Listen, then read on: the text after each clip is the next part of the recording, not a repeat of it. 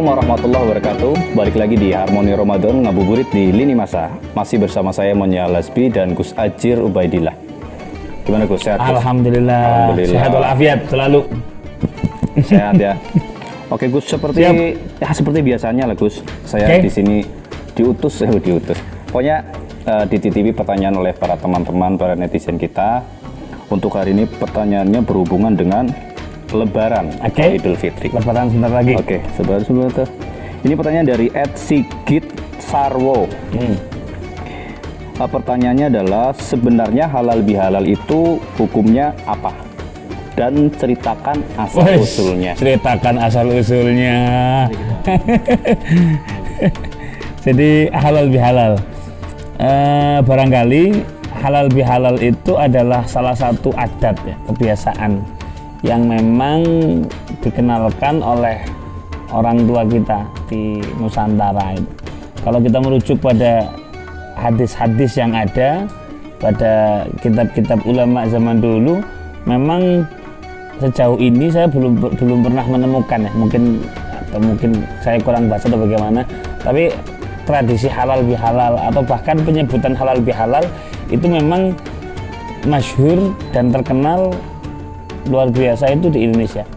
Nah, setelah saya baca-baca literasi yang ada, ternyata ini bersumber dari sabdanya Nabi Muhammad SAW. Beliau bersabda, "Man kana li akhihi mazlamatun falyatahallal minhul yawm."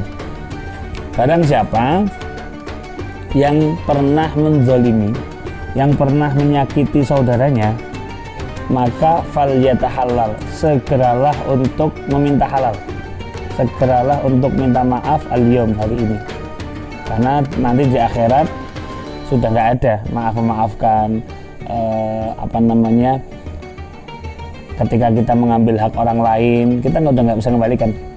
Nah, maka kata falyatahallal minhul yawm, maka segeralah mencari kehalalan, segeralah untuk menghalalkan hari ini juga.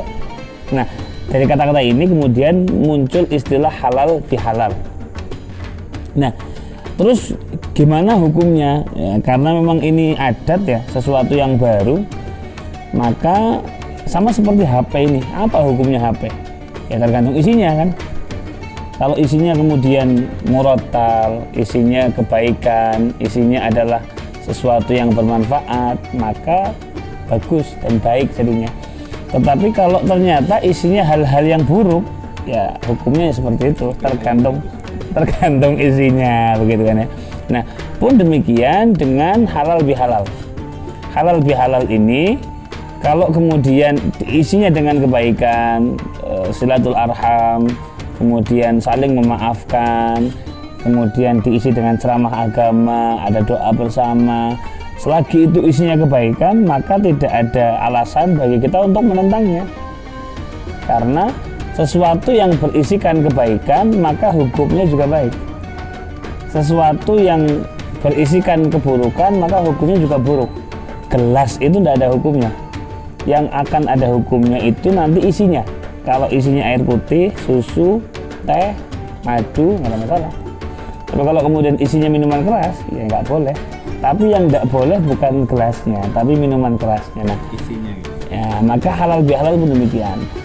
Maka saran saya teman-teman sekalian, ini kan biasanya kalau sudah Lebaran, ini identik sekali dengan halal bihalal.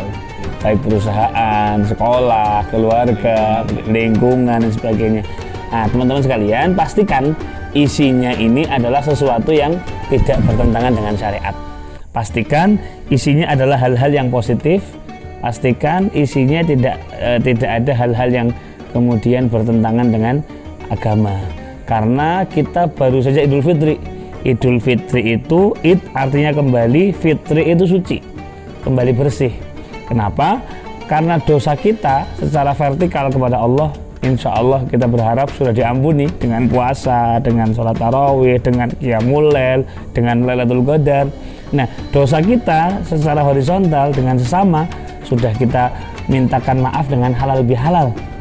Maka ada istilah Idul Fitri, kembali suci. Nah, maka di momen halal bihalal pastikan jangan sampai berisi hal-hal yang justru menodai apa yang sudah suci. Nah, barangkali ini yang perlu diperhatikan. Nah, kalau soal asal usulnya agak saya sendiri kurang tahu ya.